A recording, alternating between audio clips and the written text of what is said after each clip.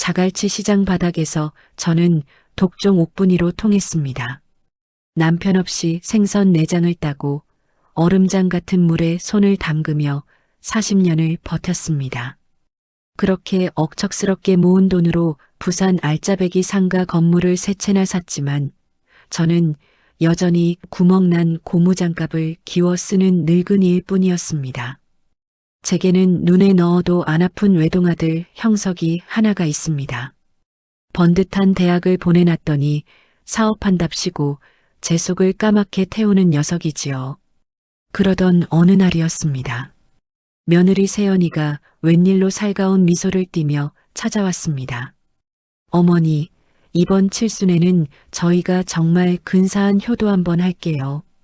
요트 빌려서 바다 구경 가요. 우리끼리만 오붓하게요.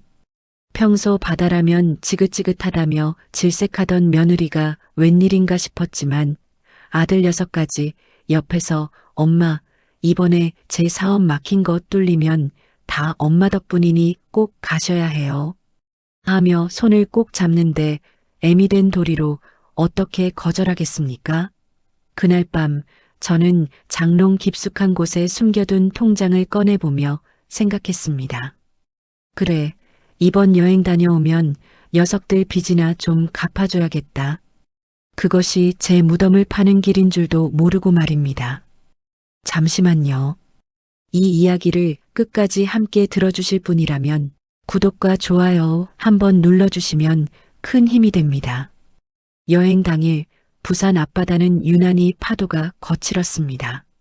아들이 빌렸다는 요트는 생각보다 작고 낡았지만 저는 내색하지 않았습니다. 그런데 배가 육지에서 멀어질수록 두 아이의 행동이 묘하게 불안해 보였습니다.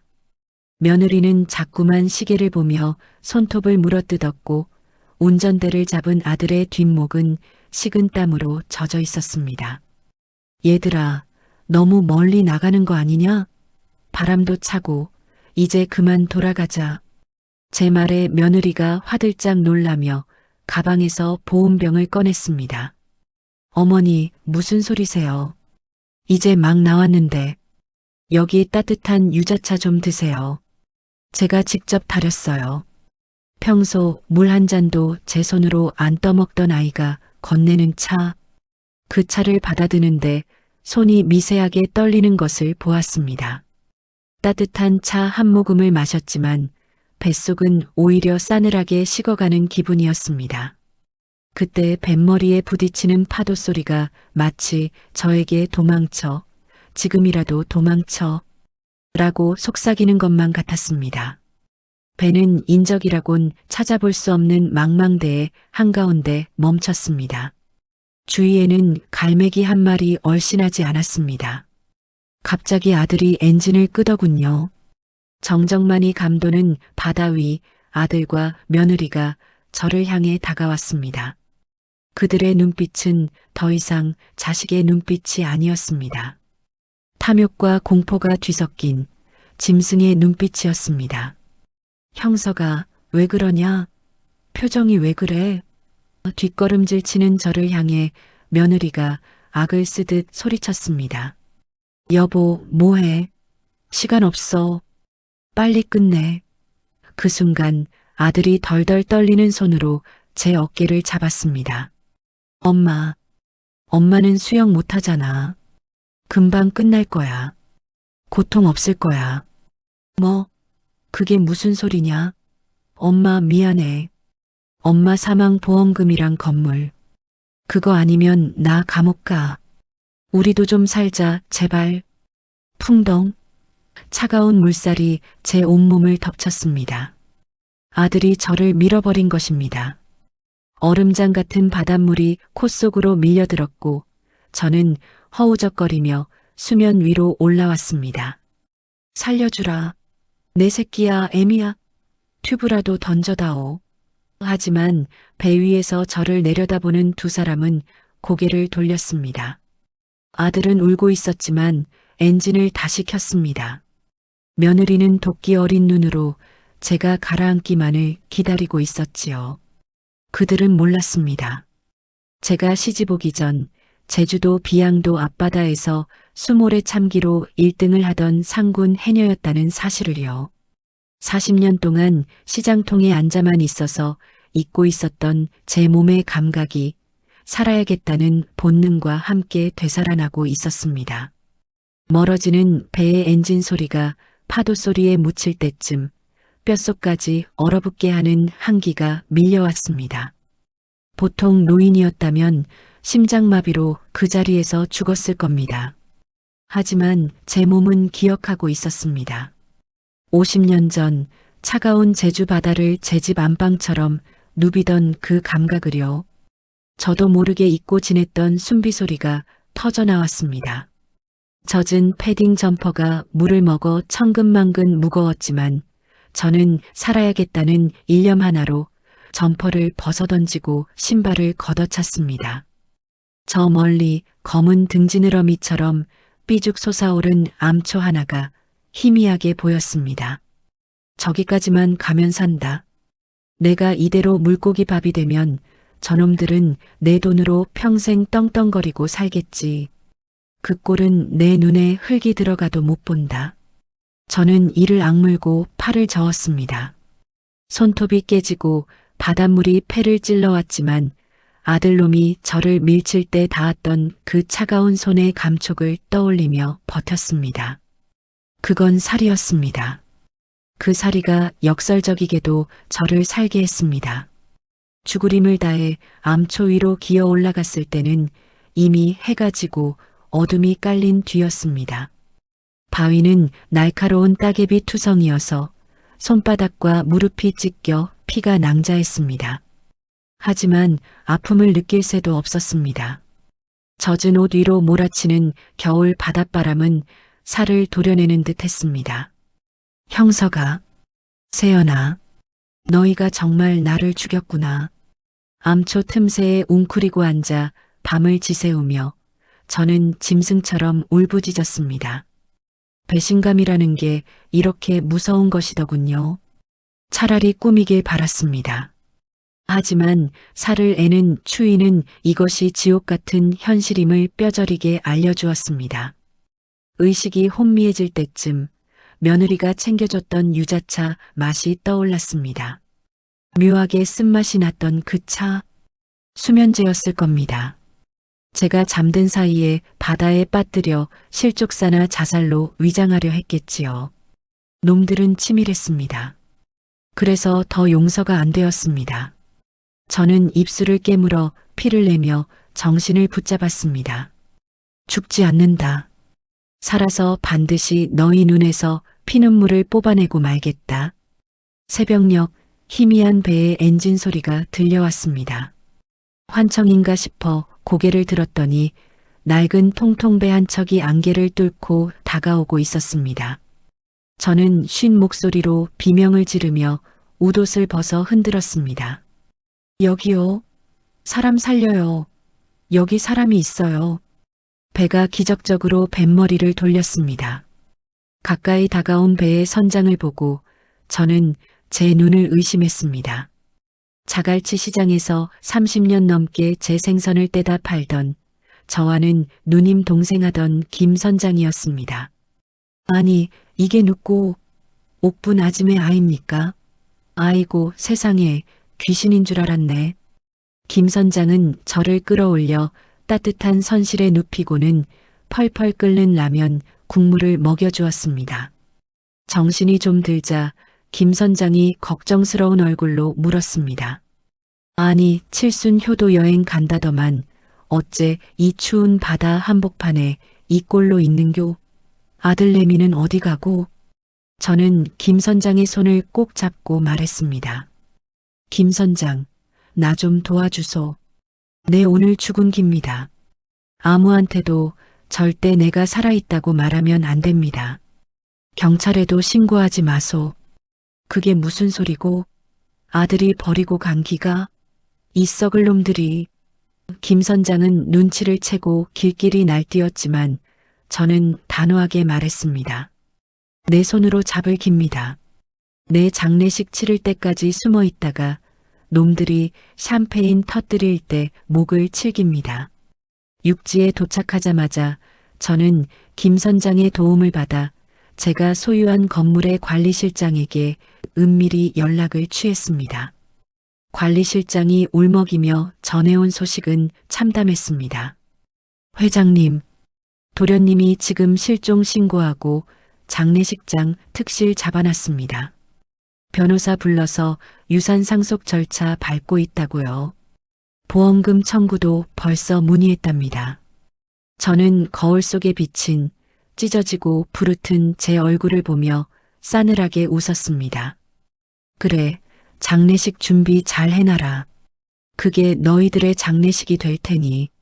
제 장례식은 부산에서 가장 크고 비싼 병원 특실에서 열렸습니다.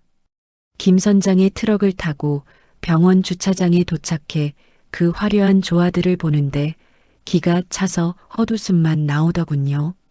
입구에는 장옥분 여사 별세라는 전광판이 번쩍이고 있었고 화환에는 이름만 대면 알만한 지역 유지들과 아들 녀석의 사업 파트너 이름이 빼곡했습니다. 정작 제가 시장에서 평생 동고동락한 생선 가게 할매들의 화환은 구석에 처박혀 있더군요.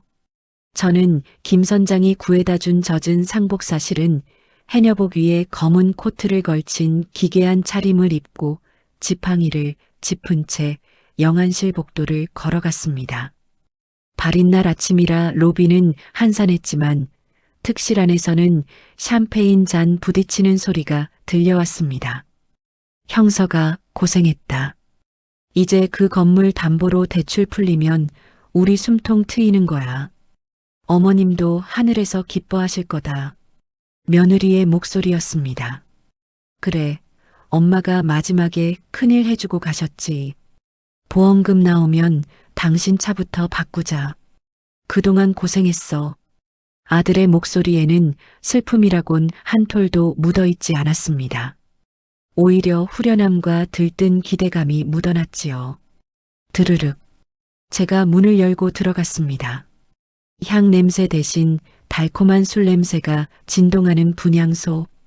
영정사진 속 저는 환하게 웃고 있는데 그 앞에는 제 아들과 며느리가 상주 완장을 차고 건배를 하고 있었습니다. 좋아 보이네. 내 육개장 국물이 식기도 전인데 말이야. 제 목소리가 허공을 가르자 며느리가 들고 있던 샴페인 잔을 바닥에 떨어뜨렸습니다. 쨍그랑 유리 깨지는 소리와 함께 장례식장에는 찬물을 끼얹은 듯 정막이 흘렀습니다. 아들은 귀신이라도 본 듯 뒷걸음질 치다 제사상에 걸려 넘어졌습니다. 엄마, 왜? 귀신인 줄 알았냐? 그래, 내가 지옥 문턱까지 갔다가 너희 잡으러 다시 왔다. 이 호로 자식들아. 저는 지팡이를 들어 제 영정 사진을 내리쳤습니다. 와장창. 액자가 박살나며 사진 속 제 얼굴이 반으로 갈라졌습니다. 그제야 조문객들과 친척들이 비명을 지르며 웅성거리기 시작했습니다. 아이고 형님, 살아계셨는교. 이게 무슨 일이고. 옥분이가 살아 돌아왔다. 사색이 된 며느리가 바들바들 떨며 제 옷자락을 잡으려 했습니다. 어머니, 오해세요. 저희는 정말 어머니가 돌아가신 줄 알고. 오해? 수영 못하는 늙은이 바다 한가운데 밀어놓고 튜브 하나 안 던져준 게 오해냐? 내가 숨 넘어가는 거 뻔히 보고도 배 돌린 게 오해냐고. 제 호통의 장례식장은 순식간에 아수라장이 되었습니다. 저는 미리 대동한 변호사 제 건물을 관리하던 김 변호사에게 손짓했습니다. 김 변호사가 서류 가방에서 녹음기를 꺼내 틀었습니다. 엄마 미안해. 엄마 사망 보험금이랑 건물. 그거 아니면 나 감옥 가. 우리도 좀 살자 제발. 파도 소리와 함께 아들의 비겁한 목소리가 장례식장 스피커를 통해 쩌렁쩌렁 울려 퍼졌습니다. 사람들의 경멸 어린 시선이 아들 내외에게 꽂혔습니다. 아들은 그 자리에 무릎을 꿇고 싹싹 빌기 시작했습니다. 엄마, 잘못했어요. 제가 잠시 미쳤었나 봐요. 사업이 너무 힘들어서 사채업자들이 죽인다고 협박해서 그랬어요. 한 번만 용서해 주세요. 며느리도 바닥에 머리를 찌우며 통곡했습니다. 어머니, 저는 시키는 대로 했을 뿐이에요. 다 그이가 시킨 거예요. 살려주세요. 서로 탓을 하며 물어뜯는 그 추악한 꼴을 보니 남아있던 마지막 정마저 깨끗이 사라지더군요. 저는 김 변호사에게 서류 봉투를 건네받아 그들 얼굴에 뿌렸습니다. 이게 뭐냐? 너희가 그토록 원하던 내 재산 목록이다. 흩날리는 종이들 사이로 전 재산 사회 환원 약정서와 연대 보증인 변경 신청서가 보였습니다. 똑똑히 들어라. 내 명의로 된 상가 건물 3채, 오늘부로 전부 독거노인 지원재단과 해녀보존 협회에 기부했다. 법적 공증까지 끝났으니 소송 걸 생각은 꿈도 꾸지 마라. 그리고 아들이 떨리는 손으로 서류 하나를 집어들었습니다. 형서가 내가 내 도장 훔쳐서 쓴 사채 빚 보증, 그리고 은행 대출 보증, 그거 내가 사문서 위조로 고소하면서 보증 무효 소송 걸었다. 사채업자들한테 연락해놨으니 이제 돈 갚으라고 너한테 직접 찾아갈 거다. 안 돼요. 어머니, 그거 무효되면 저 당장 신용불량자의 구속이에요. 제발요. 아들이 제 다리를 붙잡고 늘어졌지만 저는 가차없이 지팡이로 쳐냈습니다. 감옥? 거기가 차라리 안전할 거다. 바깥 세상은 너희 같은 짐승들이 살기에 너무 춥거든. 너희가 나한테 그랬지?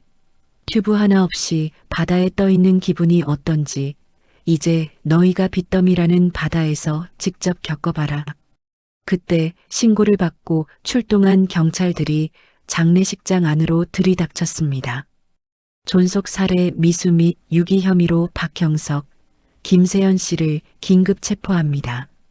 차가운 수갑이 그들의 손목에 채워졌습니다. 며느리는 이거 나 아니야 라며 발악했고 아들은 넋이 나간 채 질질 끌려갔습니다. 그들이 경찰차에 태워지는 모습을 보며 저는 김 선장이 건네준 뜨끈한 쌍화탕 한 잔을 들이켰습니다. 속이 뻥 뚫리는 기분이었지만 눈에서는 뜨거운 눈물이 흐르더군요.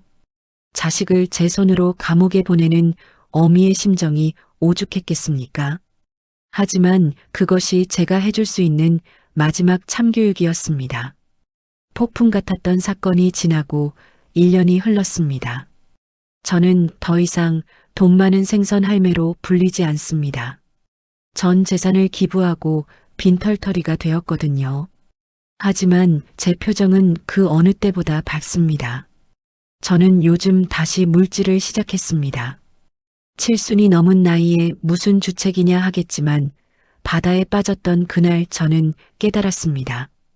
제가 가장 살아있음을 느끼는 곳은 돈방석 위가 아니라 거친 파도가 치는 바다라는 것을요. 어이, 옥분 할매. 오늘도 전복 실한 거 건졌나? 하모. 오늘 내가 딴 전복은 용왕님이 예약해 놓은 기다. 저는 해녀복을 입고 태왁 하나의 의지에 바다로 뛰어듭니다. 차가운 물속에 들어가 숨을 참으면 잡념이 사라지고 오로지 제 심장 소리만 들립니다. 그 고요함 속에서 저는 비로소 자유를 느낍니다. 가끔 교도소에서 아들의 편지가 옵니다.